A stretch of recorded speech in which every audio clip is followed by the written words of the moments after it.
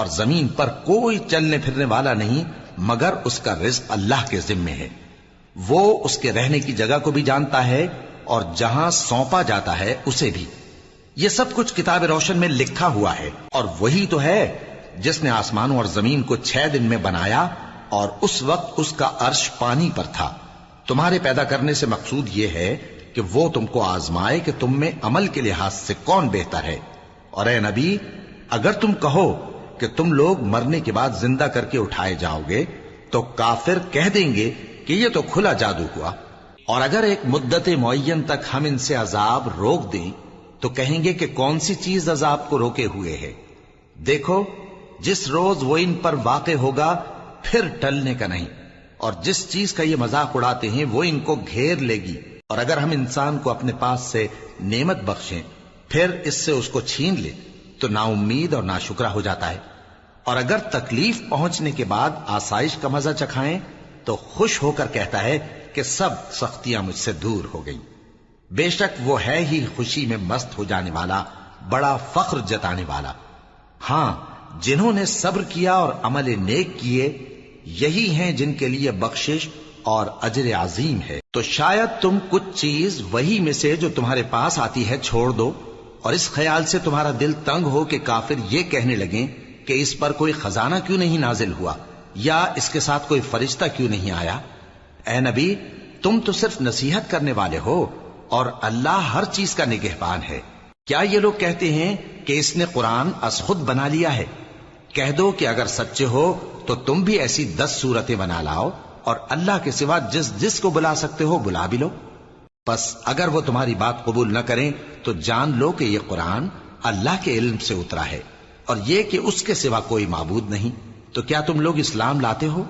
جو لوگ دنیا کی زندگی اور اس کی زیب و زینت کے طالب ہوں ہم ان کے اعمال کا بدلہ انہیں دنیا ہی میں دے دیتے ہیں اور اس میں ان کی حق تلفی نہیں کی جاتی. یہ وہ لوگ ہیں جن کے لیے آخرت میں آتش جہنم کے سوا اور کچھ نہیں، اور جو عمل انہوں نے دنیا میں کیے سب برباد اور جو کچھ یہ کرتے رہے سب ضائع ہوا.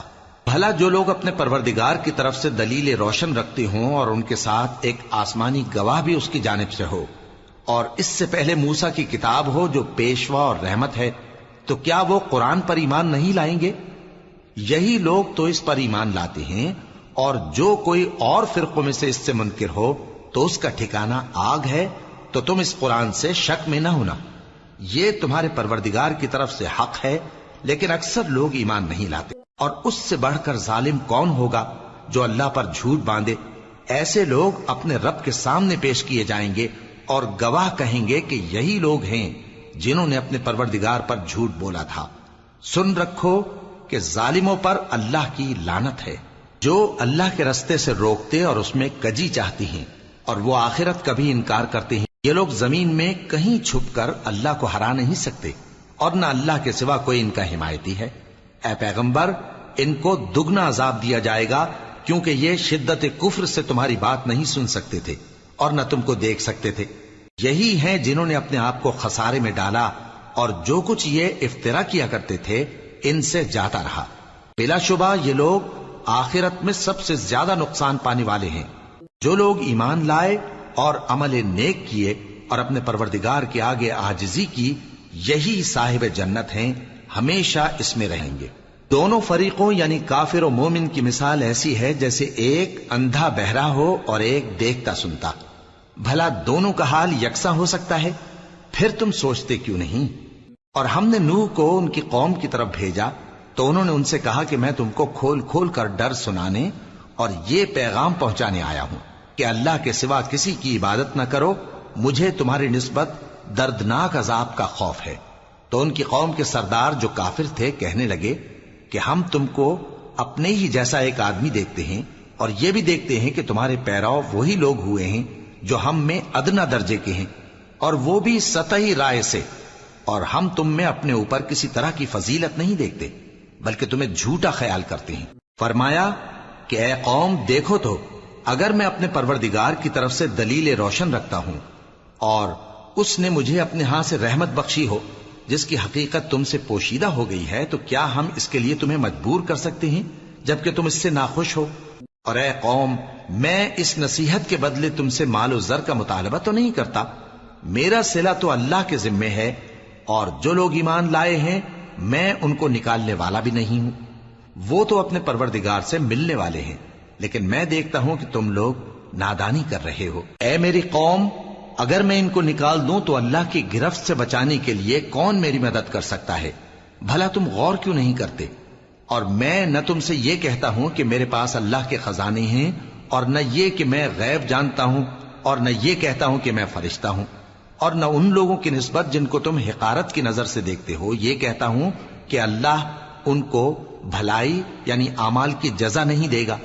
جو ان کے دلوں میں ہے اسے اللہ خوب جانتا ہے، اگر میں ایسا کہوں تو بے انصافوں میں ہو جاؤں۔ انہوں نے کہا کہ نوح، تم نے ہم سے جھگڑا تو کیا اور جھگڑا بھی بہت کیا، اب اگر تم سچے ہو تو جس چیز سے ہمیں ڈراتے ہو وہ ہم پر لا نازل کرو۔ نوح نے کہا کہ اس عذاب کو تو اللہ ہی چاہے گا تو نازل کرے گا، اور تم اللہ کو کسی طرح ہرا نہیں سکتے، اور اگر میں یہ چاہوں کہ تمہاری خیر خواہی کروں اور اللہ یہ چاہے کہ تمہیں گمراہ رہنے دے تو میری خیر خواہی تم کو کچھ فائدہ نہیں دے سکتی، وہی تمہارا پروردگار ہے اور تمہیں اسی کی طرف لوٹ کر جانا ہے۔ کیا یہ لوگ کہتے ہیں کہ اس پیغمبر نے قرآن اپنے دل سے بنا لیا ہے؟ کہہ دو کہ اگر میں نے دل سے بنا لیا ہے تو میرے گناہ کا وبال مجھ پر، اور جو گناہ تم کرتے ہو اس سے میں بری الذمہ ہوں۔ اور نوح کی طرف وحی کی گئی کہ تمہاری قوم میں جو لوگ ایمان لا چکے ان کے سوا اور کوئی ایمان نہیں لائے گا، تو جو کام یہ کر رہے ہیں ان کی وجہ سے غم نہ کھاؤ، اور ایک کشتی ہمارے حکم سے ہمارے سامنے بناؤ، اور جو لوگ ظالم ہیں ان کے بارے میں مجھ سے کچھ نہ کہنا، کیونکہ وہ ضرور غرق کر دیے جائیں گے۔ اور نوح نے کشتی بنانا شروع کر دی، اور جب ان کی قوم کے سردار ان کے پاس سے گزرتے تو ان سے تمسخر کرتے، وہ کہتے کہ اگر تم ہم سے تمسخر کرتے ہو تو جس طرح تم ہم سے تمسخر کرتے ہو اسی طرح ایک وقت ہم بھی تم سے تمسخر کریں گے، اور تم کو جلد معلوم ہو جائے گا کہ کس پر عذاب آتا ہے جو اسے رسوا کرے گا، اور کس پر ہمیشہ کا عذاب نازل ہوتا ہے، یہاں تک کہ جب ہمارا حکم آ پہنچا اور تنور جوش مارنے لگا تو ہم نے نوح کو حکم دیا کہ ہر قسم کے پالتو جانوروں میں سے جوڑا جوڑا یعنی ایک ایک نر اور ایک ایک مادہ لے لو، اور جس شخص کی نسبت حکم ہو چکا ہے کہ ہلاک ہو جائے گا اس کو چھوڑ کر اپنے گھر والوں کو اور جو ایمان لایا ہو اس کو کشتی میں سوار کر لو، اور ان کے ساتھ ایمان بہت ہی کم لوگ لائے تھے۔ نوح نے کہا کہ اللہ کا نام لے کر کہ اسی کے کرم سے اس کا چلنا اور ٹھہرنا ہے، اس میں سوار ہو جاؤ، بے شک میرا پروردگار بخشنے والا ہے، مہربان ہے۔ اور وہ ان کو لے کر طوفان کی لہروں میں چلنے لگی۔ لہریں کیا تھیں؟ گویا پہاڑ تھے۔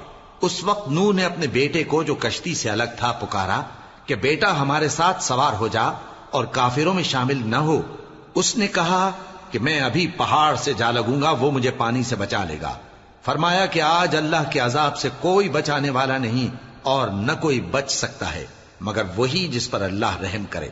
اتنے میں دونوں کے درمیان لہر حائل ہو گئی اور وہ ڈوب کر رہ گیا، اور حکم دیا گیا کہ اے زمین اپنا پانی نگل جا اور اے آسمان تھم جا، اور پانی خشک ہو گیا اور کام تمام کر دیا گیا، اور کشتی کوہ جودی پر جا ٹھہری، اور کہہ دیا گیا کہ بے انصاف لوگوں پر لعنت۔ اور نوح نے اپنے پروردگار کو پکارا اور کہا کہ پروردگار، میرا بیٹا بھی میرے گھر والوں میں ہے، تو اس کو بھی نجات دے، تیرا وعدہ سچا ہے اور تو بہترین حاکم ہے۔ اللہ نے فرمایا کہ اے نوح، وہ تیرے گھر والوں میں نہیں ہے، وہ تو سراسر بد عمل ہے، تو جس چیز کی تم کو حقیقت معلوم نہیں اس کے بارے میں مجھ سے درخواست ہی نہ کرو، اور میں تم کو نصیحت کرتا ہوں کہ نادان نہ بنو۔ نوح نے کہا پروردگار، میں تجھ سے پناہ مانگتا ہوں کہ ایسی چیز کی تجھ سے درخواست کروں جس کی حقیقت مجھے معلوم نہیں، اور اگر تو مجھے نہیں بخشے گا اور مجھ پر رحم نہیں فرمائے گا تو میں تباہ ہو جاؤں گا۔ حکم ہوا کہ نوح ہماری طرف سے سلامتی اور برکتوں کے ساتھ جو تم پر اور تمہارے ساتھ کی جماعتوں پر نازل کی گئی ہیں اتر آؤ، اور کچھ اور جماعتیں ہوں گی جن کو ہم دنیا کے فوائد سے بہرہ مند کریں گے، پھر ان کو ہماری طرف سے عذاب علیم پہنچے گا۔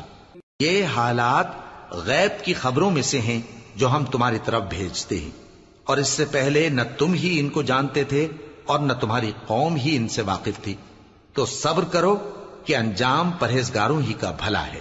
اور ہم نے قوم عاد کی طرف ان کے بھائی ہود کو بھیجا. انہوں نے کہا اے میری قوم اللہ ہی کی عبادت کرو، اس کے سوا تمہارا کوئی معبود نہیں. تم شرک کر کے اللہ پر محض بہتان باندھتے ہو. میری قوم میں اس واض و نصیحت کا تم سے کچھ صلہ نہیں مانگتا.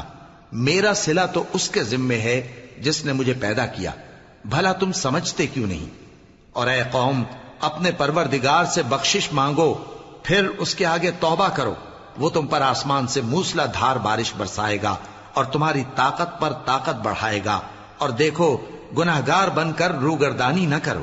وہ بولے ہود تم ہمارے پاس کوئی دلیل ظاہر نہیں لائے، اور ہم صرف تمہارے کہنے سے نہ اپنے معبودوں کو چھوڑنے والے ہیں اور نہ تم پر ایمان لانے والے ہیں.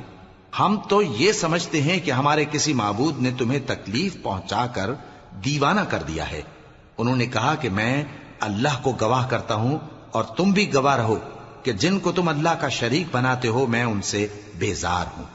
یعنی جن کی اللہ کے سوا عبادت کرتے ہو تو تم سب مل کر میرے بارے میں جو تدبیر کرنی چاہو کر لو اور مجھے مہلت نہ دو. میں اللہ پر جو میرا اور تمہارا سب کا پروردگار ہے بھروسہ رکھتا ہوں. زمین پر جو چلنے پھرنے والا ہے وہ اللہ کے قبضہ قدرت میں ہے. بے شک میرا پروردگار سیدھے رستے پر ہے. اب اگر تم روگردانی کرو گے تو جو پیغام میرے ذریعے تمہاری طرف بھیجا گیا ہے وہ میں نے تمہیں پہنچا دیا ہے، اور میرا پروردگار تمہاری جگہ اور لوگوں کو لا بسائے گا، اور تم اللہ کا کچھ بھی نہیں بگاڑ سکو گے. میرا پروردگار تو ہر چیز پر نگہبان ہے. اور جب ہمارا حکم عذاب آ پہنچا تو ہم نے ہود کو اور جو لوگ ان کے ساتھ ایمان لائے تھے ان کو اپنی مہربانی سے بچا لیا اور انہیں عذاب شدید سے نجات دی. یہ وہی قوم عاد ہے جس نے اللہ کی نشانیوں سے انکار کیا اور اس کے پیغمبروں کی نافرمانی کی اور ہر سرکش و متکبر کا کہا مانا. اور اس دنیا میں بھی لعنت ان کے پیچھے لگی رہی اور قیامت کے دن بھی لگی رہے گی. دیکھو قوم عاد نے اپنے پروردگار سے کفر کیا، اور سن رکھو قوم عاد پر پھٹکار ہے جو ہود کی قوم تھی. اور قوم سمود کی طرف ان کے بھائی صالح کو بھیجا تو انہوں نے کہا اے قوم اللہ ہی کی عبادت کرو، اس کے سوا تمہارا کوئی معبود نہیں. اسی نے تم کو زمین سے پیدا کیا اور اس میں آباد کیا، تو اس سے مغفرت مانگو اور اس کے آگے توبہ کرو. بے شک میرا پروردگار نزدیک بھی ہے اور دعا کا قبول کرنے والا بھی ہے. انہوں نے کہا کہ صالح اس سے پہلے ہم تم سے کئی طرح کی امیدیں رکھتے تھے، اب وہ منقطع ہو گئی. کیا تم ہم کو ان چیزوں سے منع کرتے ہو جن کو ہمارے بزرگ پوجتے آئے ہیں؟ اور جس بات کی طرف تم ہمیں بلاتے ہو اس کی طرف سے ہم بڑے بھاری شک میں ہیں.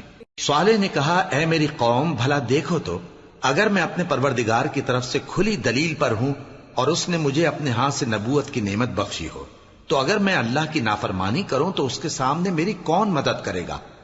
تم تو کفر کی باتوں سے میرا نقصان ہی کرتے ہو. اور یہ بھی کہا کہ اے قوم یہ اللہ کی اونٹنی تمہارے لیے ایک نشانی یعنی معجزہ ہے، تو اس کو چھوڑ دو کہ اللہ کی زمین میں جہاں چاہے چرتی پھرے، اور اس کو کسی طرح کی تکلیف نہ دینا ورنہ تمہیں جلد عذاب آ پکڑے گا. مگر انہوں نے اس کو کاٹ ڈالا. تو صالح نے کہا کہ اپنے گھروں میں 3 دن اور فائدے اٹھا لو، یہ وعدہ ہے کہ جھوٹا نہ ہوگا.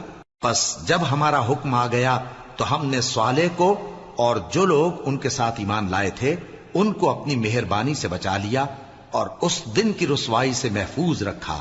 بے شک تمہارا پروردگار طاقتور ہے، زبردست ہے. اور جن لوگوں نے ظلم کیا تھا ان کو چنگھاڑ کی صورت میں عذاب نے آ پکڑا تو وہ اپنے گھروں میں اوندھے پڑے رہ گئے، گویا کبھی ان میں بسے ہی نہ تھے. سن رکھو کہ قوم سمود نے اپنے پروردگار سے کفر کیا، اور سن رکھو قوم سمود پر پھٹکار ہے. اور ہمارے فرشتے ابراہیم کے پاس بشارت لے کر آئے تو سلام کہا، انہوں نے بھی جواب میں سلام کہا. ابھی کچھ وقفہ نہیں ہوا تھا کہ ابراہیم ایک بھنا ہوا بچڑا لے آئے. پھر جب دیکھا کہ ان کے ہاتھ کھانے کی طرف نہیں بڑھتے یعنی وہ کھانا نہیں کھاتے تو ان کو اجنبی سمجھ کر دل میں خوف کیا. فرشتوں نے کہا کہ خوف نہ کیجیے، ہم قوم لوط کی طرف ان کے ہلاک کرنے کو بھیجے گئے ہیں.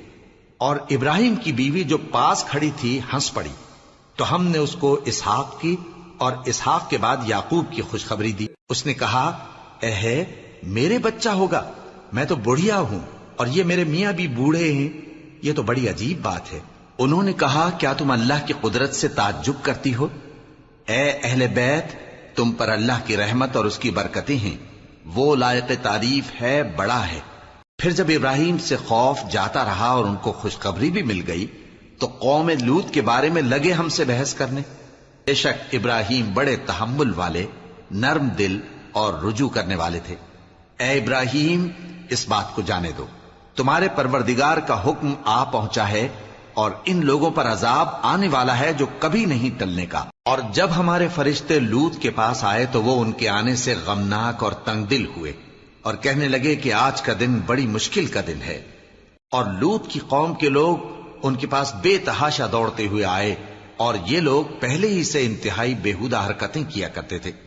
لوط نے کہا کہ اے بھائیو، یہ جو میری قوم کی لڑکیاں ہیں یہ تمہارے لیے جائز اور پاک ہیں، تو اللہ سے ڈرو اور میرے مہمانوں کے بارے میں مجھے بے آبرو نہ کرو۔ کیا تم میں کوئی بھی شائستہ آدمی نہیں؟ وہ بولے تم کو معلوم ہے کہ تمہاری ان بیٹیوں کی ہمیں کچھ حاجت نہیں، اور جو ہماری غرض ہے اسے تم خوب جانتے ہو۔ لوط نے کہا اے کاش مجھ میں تمہارے مقابلے کی طاقت ہوتی یا میں کسی مضبوط قلعے میں پناہ لے لیتا۔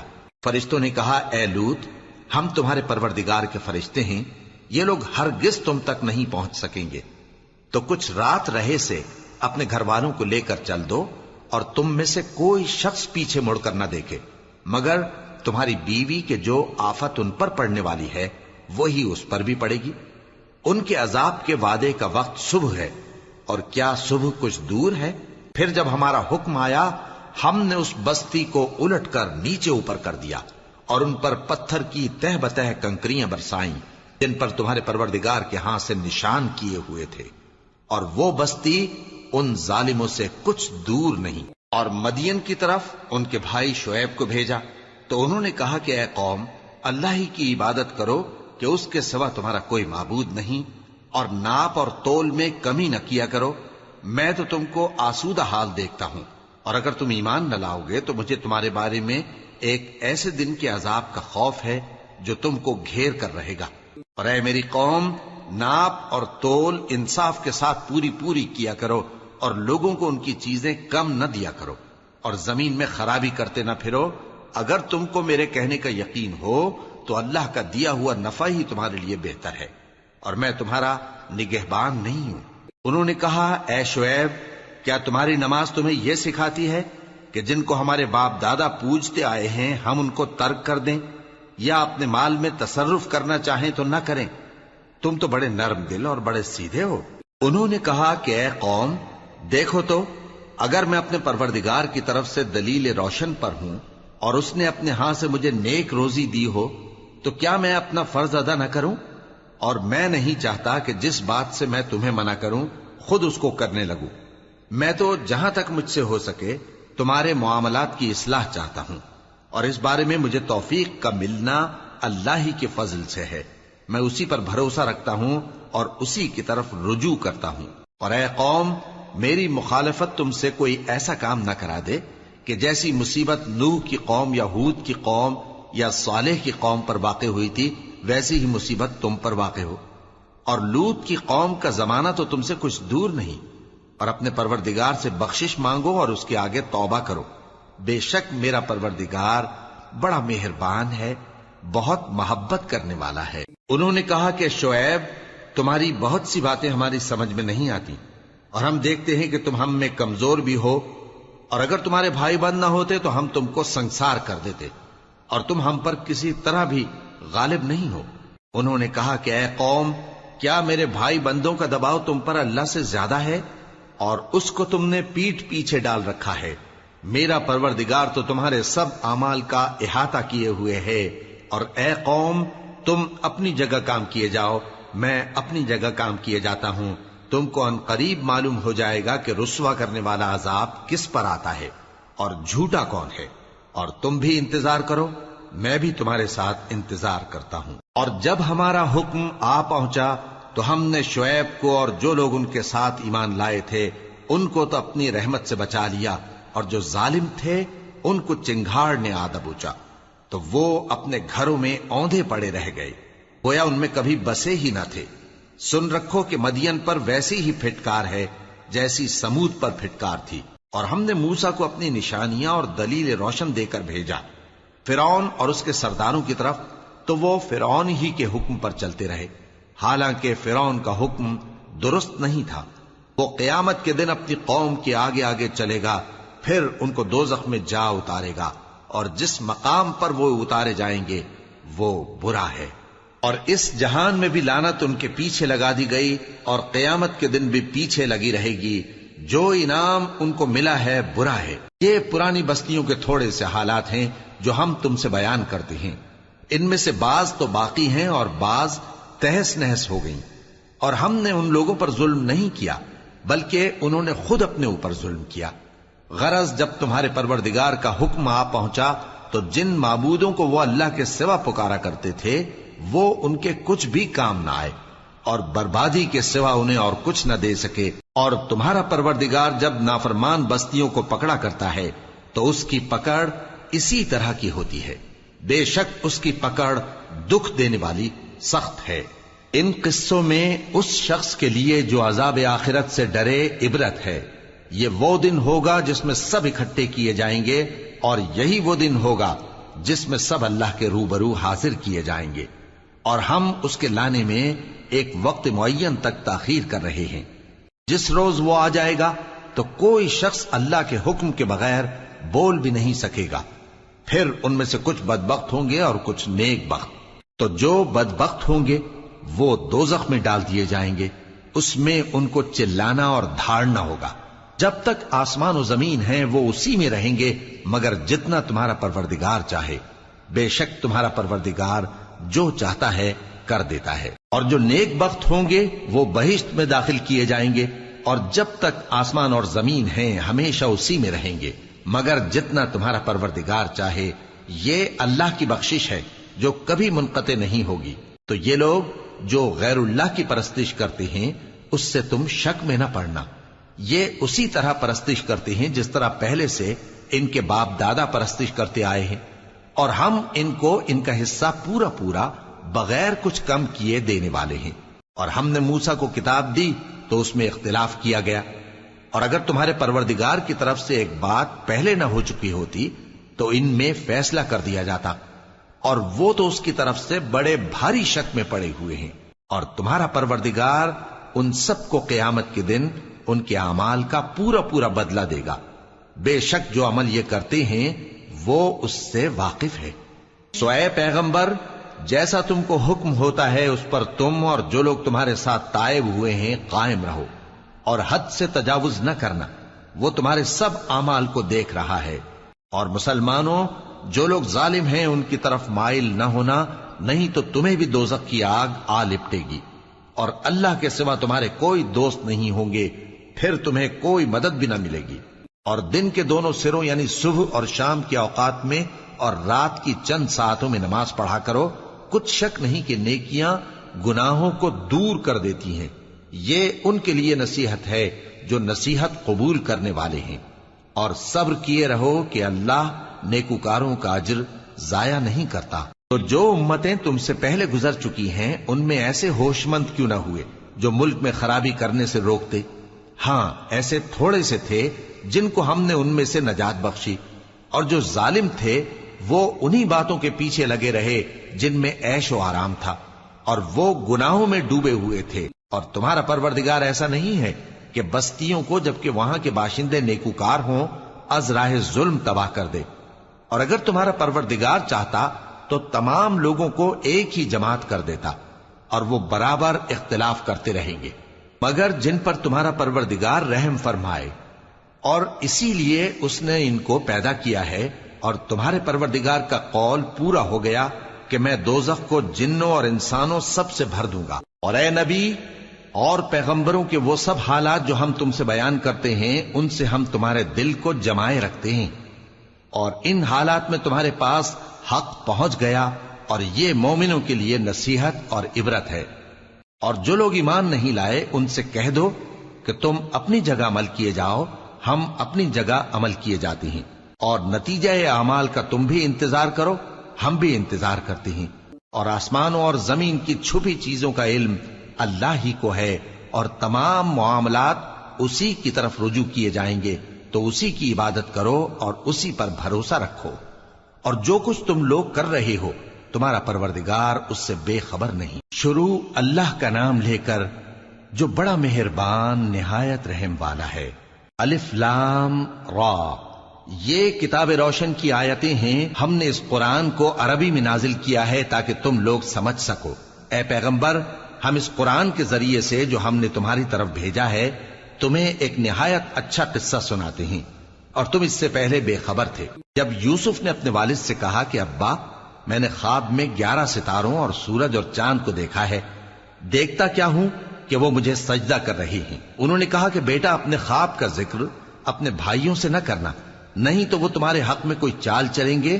کچھ شک نہیں کہ شیطان انسان کا کھلا دشمن ہے، اور اسی طرح اللہ تمہیں برگزیدہ و ممتاز کرے گا اور خواب کی باتوں کی تعبیر کا علم سکھائے گا، اور جس طرح اس نے اپنی نعمت پہلے تمہارے دادا پر دادا ابراہیم اور اسحاق پر پوری کی تھی، اسی طرح تم پر اور اولاد یعقوب پر پوری کرے گا۔ بے شک تمہارا پروردگار سب کچھ جاننے والا ہے، حکمت والا ہے۔ ہاں، یوسف اور ان کے بھائیوں کے قصے میں پوچھنے والوں کے لیے بہت سی نشانیاں ہیں۔ جب انہوں نے آپس میں تذکرہ کیا کہ یوسف اور اس کا بھائی ابا کو ہم سے زیادہ پیارے ہیں، حالانکہ ہم جماعت کی جماعت ہیں، کچھ شک نہیں کہ ابا کھلی غلطی پر ہیں، یوسف کو یا تو جان سے مار ڈالو یا کسی ملک میں پھینک آؤ، پھر ابا کی توجہ صرف تمہاری طرف ہو جائے گی، اور اس کے بعد تم نیک لوگوں میں ہو جاؤ گے۔ ان میں سے ایک کہنے والے نے کہا کہ یوسف کو جان سے نہ مارو، کسی اندھے کنویں میں ڈال دو کہ کوئی راہگیر اسے نکال کر کسی دوسرے ملک میں لے جائے گا۔ اگر تم کو کرنا ہی ہے تو یوں کرو۔ یہ مشورہ کر کے وہ اپنے والد سے کہنے لگے کہ ابا جان، کیا سبب ہے کہ آپ یوسف کے بارے میں ہمارا اعتبار نہیں کرتے، حالانکہ ہم اس کے خیر خواہ ہیں؟ کل اسے ہمارے ساتھ بھیج دیجئے کہ خوب میوے کھائے اور کھیلے کودے، ہم اس کے نگہبان ہیں۔ انہوں نے کہا کہ یہ امر مجھے غمناک کیے دیتا ہے کہ تم اسے لے جاؤ، یعنی وہ مجھ سے جدا ہو جائے، اور مجھے یہ بھی خوف ہے کہ تم کھیل میں اس سے غافل ہو جاؤ اور اسے بھیڑیا کھا جائے۔ وہ کہنے لگے کہ اگر ہماری موجودگی میں کہ ہم ایک طاقتور جماعت ہیں اسے بھیڑیا کھا گیا تو ہم بڑے نقصان میں پڑ گئے۔ غرض جب وہ اس کو لے گئے اور اس بات پر اتفاق کر لیا کہ اس کو اندھے کنویں میں ڈال دیں، اور ہم نے یوسف کی طرف وحی بھیجی کہ ایک وقت ایسا آئے گا کہ تم انہیں ان کے اس سلوک سے آگاہ کرو گے، اور ان کو اس وحی کی کچھ خبر نہ ہوگی۔ اور یہ حرکت کر کے وہ رات کے وقت باپ کے پاس روتے ہوئے آئے، کہنے لگے کہ ابا جان، ہم تو دوڑنے اور ایک دوسرے سے آگے نکلنے میں مصروف ہو گئے اور یوسف کو اپنے اسباب کے پاس چھوڑ گئے تو اسے بھیڑیا کھا گیا، اور آپ ہماری بات کو گو ہم سچ ہی کہتے ہیں باور نہیں کریں گے، اور ان کے کرتے پر جھوٹ موٹ کا لہو بھی لگا لائے۔ یعقوب نے کہا کہ یوں نہیں ہے، بلکہ تم اپنے دل سے یہ بات بنا لائے ہو۔ اچھا، صبر کہ وہی خوب ہے، اور جو تم بیان کرتے ہو اس کے بارے میں اللہ ہی سے مدد چاہیے۔ اور اب اللہ کی شان دیکھو کہ اس کنویں کے قریب ایک قافلہ آوارد ہوا اور انہوں نے پانی کے لیے اپنا سقا بھیجا، تو اس نے کنویں میں ڈول لٹکایا، یوسف اس سے لٹک گئے۔ وہ بولا، زہے قسمت، یہ تو ایک لڑکا ہے، اور اس کو قیمتی سرمایہ سمجھ کر چھپا لیا۔ اور جو کچھ وہ کرتے تھے اللہ کو خوب معلوم تھا، اور انہوں نے اس کو تھوڑی سی قیمت یعنی مادود چند درہموں پر بیچ ڈالا، اور وہ اس سے بیزار ہو رہے تھے۔ اور مصر میں جس شخص نے اس کو خریدا، اس نے اپنی بیوی سے جس کا نام زلیخا تھا کہا کہ اس کو عزت و اکرام سے رکھو، عجب نہیں کہ یہ ہمیں فائدہ دے یا ہم اسے بیٹا بنا لیں۔ اس طرح ہم نے یوسف کو سرزمین مصر میں جگہ دی، اور غرض یہ تھی کہ ہم ان کو خواب کی باتوں کی تعبیر سکھائیں، اور اللہ اپنے کام پر غالب ہے لیکن اکثر لوگ نہیں جانتے۔ اور جب وہ اپنی جوانی کو پہنچے تو ہم نے ان کو دانائی اور علم عطا کیا، اور نیکوکاروں کو ہم اسی طرح بدلہ دیا کرتے ہیں۔ اور جس عورت کے گھر میں وہ رہتے تھے اس نے ان کو اپنی طرف مائل کرنا چاہا، اور دروازے بند کر کے کہنے لگی، یوسف جلدی آؤ۔ انہوں نے کہا کہ اللہ پناہ میں رکھے، وہ یعنی تمہارے میاں تو میرے آقا ہیں، انہوں نے مجھے اچھی طرح سے رکھا ہے، میں ایسا ظلم نہیں کر سکتا، بے شک ظالم لوگ فلاح نہیں پائیں گے۔ اور اس عورت نے ان کا قصد کیا اور انہوں نے اس کا قصد کیا۔ اگر وہ اپنے پروردگار کی نشانی نہ دیکھتے تو جو ہوتا سو ہوتا۔ یوں اس لیے کیا گیا کہ ہم ان سے برائی اور بے حیائی کو روک دیں، بے شک وہ ہمارے چنے ہوئے بندوں میں سے تھے۔ اور دونوں دروازے کی طرف بھاگے، آگے یوسف پیچھے زلیخا، اور عورت نے ان کا کرتا پیچھے سے پکڑ کر جو کھینچا تو پھاڑ ڈالا، اور دونوں کو دروازے کے پاس عورت کا خاوند مل گیا۔ تو عورت بولی کہ جو شخص تمہاری بیوی کے ساتھ برا ارادہ کرے اس کی اس کے سوا کیا سزا ہے کہ یا تو قید کیا جائے یا اسے دکھ کا عذاب دیا جائے۔ یوسف نے کہا اسی نے مجھ کو اپنی طرف مائل کرنا چاہا تھا، اور اس کے خاندان میں سے ایک گواہ نے گواہی دی کہ اگر اس کا کرتا آگے سے پھٹا ہو تو یہ سچی اور یوسف جھوٹا ہے، اور اگر کرتا پیچھے سے پھٹا ہو تو یہ جھوٹی اور وہ سچا ہے۔ سو جب اس کا کرتا دیکھا تو پیچھے سے پھٹا تھا، تب اس نے زلیخا سے کہا کہ یہ تمہارا ہی فریب ہے، اور کچھ شک نہیں کہ تم عورتوں کے فریب بڑے بھاری ہوتے ہیں۔ یوسف اس بات کا خیال نہ کر، اور زلیخا تو اپنے گناہ کی بخشش مانگ، بے شک خطا تیری ہی ہے۔ اور شہر میں عورتیں گفتگویں کرنے لگیں کہ عزیز کی بیوی اپنے غلام کو اپنی طرف مائل کرنا چاہتی ہے، اور اس کی محبت اس کے دل میں گھر کر گئی ہے، ہم دیکھتی ہیں کہ وہ کھلی گمراہی میں ہے۔ پھر جب زلیخا نے ان عورتوں کی گفتگو جو حقیقت میں دیدار یوسف کے لیے ایک چال تھی سنی، تو ان کے پاس دعوت کا پیغام بھیجا، اور ان کے لیے ایک محفل مرتب کی، اور پھل تراشنے کے لیے ہر ایک کو ایک ایک چھری دی، اور یوسف سے کہا کہ ان کے سامنے آؤ۔ جب عورتوں نے ان کو دیکھا تو ان کا روب حسن ان پر ایسا چھا گیا کہ پھل تراشتے تراشتے اپنے ہاتھ کاٹ لیے، اور بے ساختہ بول اٹھیں کہ اللہ پاک ہے، یہ آدمی نہیں، یہ تو کوئی بزرگ فرشتہ ہے۔ زلیخا نے کہا تو یہ وہی ہے جس کے بارے میں تم مجھے تانے دیتی تھیں، اور بے شک میں نے اس کو اپنی طرف مائل کرنا چاہا مگر یہ بچا رہا، اور اگر یہ وہ کام نہ کرے گا جو میں اسے کہتی ہوں تو قید کر دیا جائے گا اور ذلیل ہوگا۔ یوسف نے دعا کی کہ پروردگار جس کام کی طرف یہ مجھے بلاتی ہیں اس کی نسبت مجھے قید پسند ہے، اور اگر تو مجھ سے ان کے فریب کو نہ ہٹائے گا تو میں ان کی طرف مائل ہو جاؤں گا اور نادانوں میں سے ہو جاؤں گا۔ پس ان کے رب نے ان کی دعا قبول کر لی اور ان سے عورتوں کا داؤں ٹال دیا، بے شک وہی تو سننے والا ہے، جاننے والا ہے۔ پھر باوجود اس کے کہ وہ لوگ ان کی بے گناہی کے نشان دیکھ چکے تھے، ان کی رائے یہی ٹھہری کہ کچھ عرصے کے لیے ان کو قید ہی کر دیں، اور ان کے ساتھ دو اور جوان بھی داخل زندہ ہوئے۔ ایک نے ان میں سے کہا کہ میں نے خواب دیکھا ہے، دیکھتا کیا ہوں کہ شراب کے لیے انگور نچوڑ رہا ہوں۔ دوسرے نے کہا کہ میں نے بھی خواب دیکھا ہے، میں یہ دیکھتا ہوں کہ اپنے سر پر روٹیاں اٹھائے ہوئے ہوں اور پرندے ان میں سے کھا رہے ہیں، تو ہمیں ان کی تعبیر بتا دیجئے کہ ہم تمہیں نیکوکار دیکھتے ہیں۔ یوسف نے کہا کہ جو کھانا تم کو ملنے والا ہے وہ آنے نہیں پائے گا کہ میں اس سے پہلے تم کو اس کی تعبیر بتا دوں گا۔ یہ ان باتوں میں سے ہے جو میرے پروردگار نے مجھے سکھائی ہیں۔ جو لوگ اللہ پر ایمان نہیں لاتے اور آخرت کا انکار کرتے ہیں، میں نے ان کا مذہب چھوڑ دیا ہے، اور میں اپنے باپ دادا ابراہیم اور اسحاق اور یعقوب کے مذہب پر چلتا ہوں۔ ہمیں شایع نہیں ہے کہ کسی چیز کو اللہ کے ساتھ شریک بنائیں، یہ اللہ کا فضل ہے ہم پر بھی اور لوگوں پر بھی، لیکن اکثر لوگ شکر نہیں کرتے۔ اے میرے قید خانے کے رفیقو، بھلا کئی جدا جدا آقا اچھے یا اللہ جو اکیلا ہے سب پر غالب ہے؟ جن چیزوں کی تم اللہ کے سوا پرستش کرتے ہو وہ صرف نام ہی نام ہیں جو تم نے اور تمہارے باپ دادا نے رکھ لیے ہیں، اللہ نے ان کی کوئی سند نازل نہیں کی۔ سن رکھو کہ اللہ کے سوا کسی کی حکومت نہیں ہے، اس نے ارشاد فرمایا ہے کہ اس کے سوا کسی کی عبادت نہ کرو، یہی سیدھا دین ہے، لیکن اکثر لوگ نہیں جانتے۔ اے میرے قید خانے کے رفیقو، تم میں سے ایک جو پہلا خواب بیان کرنے والا ہے وہ تو اپنے آقا کو شراب پلایا کرے گا، اور جو دوسرا ہے وہ سولی دیا جائے گا، اور پرندے اس کا سر نوچ کھائیں گے۔ جو بات تم مجھ سے پوچھتے تھے وہ فیصل ہو چکی ہے، اور ان دونوں میں سے جس کی نسبت یوسف نے خیال کیا کہ وہ رہائی پا جائے گا، اس سے کہا کہ اپنے آقا سے میرا ذکر بھی کر دینا۔ پھر شیطان نے اسے ان کا اپنے آقا سے ذکر کرنا بھلا دیا، اور یوسف کئی برس قید خانے ہی میں رہے۔ اور بادشاہ نے کہا کہ میں نے خواب دیکھا ہے، دیکھتا کیا ہوں کہ 7 موٹی گائیں ہیں جن کو 7 دبلی گائیں کھا رہی ہیں، اور 7 خوشے سبز ہیں اور 7 خشک۔ اے درباریو، اگر تم خوابوں کی تعبیر دے سکتے ہو تو مجھے میرے خواب کی تعبیر بتاؤ۔ انہوں نے کہا یہ خواب تو پریشان خیالی سے ہیں اور ہمیں ایسے خوابوں کی تعبیر نہیں آتی۔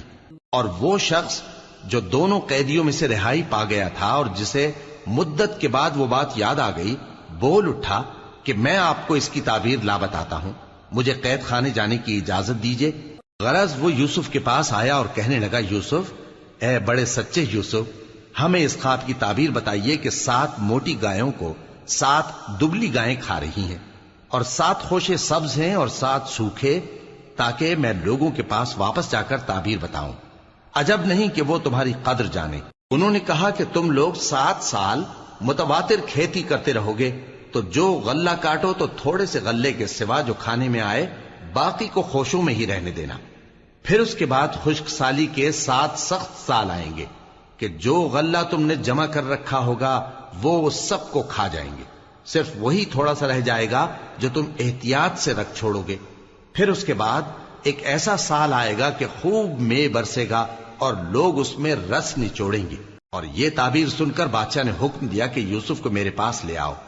سو جب قاصد ان کے پاس گیا تو انہوں نے کہا کہ اپنے آقا کے پاس واپس جاؤ اور اس سے پوچھو کہ ان عورتوں کا کیا حال ہے جنہوں نے اپنے ہاتھ کاٹ لیے تھے، بے شک میرا پروردگار ان کے فریب سے خوب واقف ہے۔